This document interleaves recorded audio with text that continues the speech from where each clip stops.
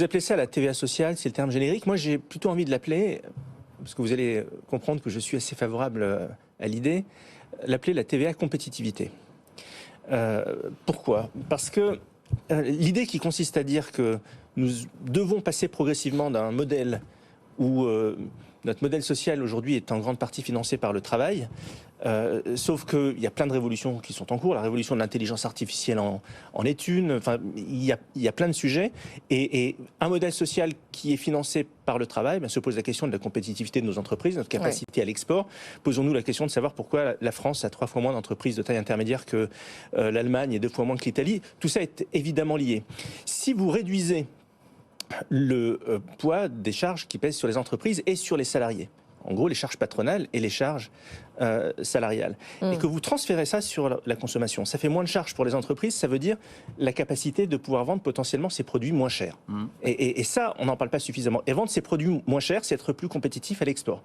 C'est pour le salarié une fiche de paye, un salaire net qui augmente, évidemment, et c'est pas le moindre des sujets, la capacité de faire payer notre modèle social, et ça pour moi c'est absolument génial, par les touristes, les 100 millions de touristes qui viennent chaque année sur notre territoire et qui dépensent et qui consomment.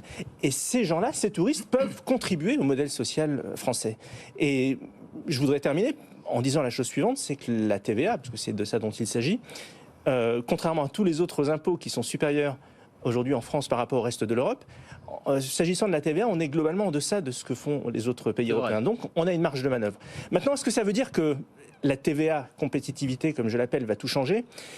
Je ne crois pas. Pour moi, la mère de toutes les batailles, c'est la réforme de la performance publique. C'est de faire en sorte que... c'est le sujet, ça, oui. Non, mais voilà, c'est-à-dire que c'est de faire en sorte que l'argent qui est mis sur la table pour financer notamment les services publics et le modèle social soit efficace. J'ai parlé tout à l'heure de la performance publique et des dépenses de l'État et vous avez balayé le sujet un petit peu vite. Pour moi, c'est lié parce que dans 2 ans, dans 3 ans, on va se prendre le fameux mur de la dette. C'est en train d'arriver.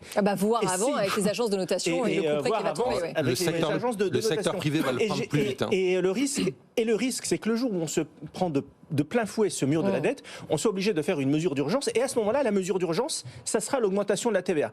Alors, ils vont naturellement essayer de le repousser le plus tard possible. Mais si on ne fait rien, si on ne change pas structurellement notre modèle, on aura une augmentation de la TVA.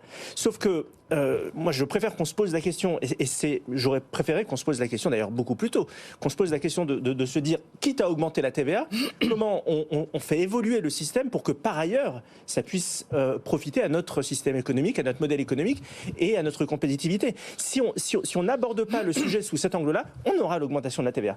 Et ce sont les plus fragiles qui payeront.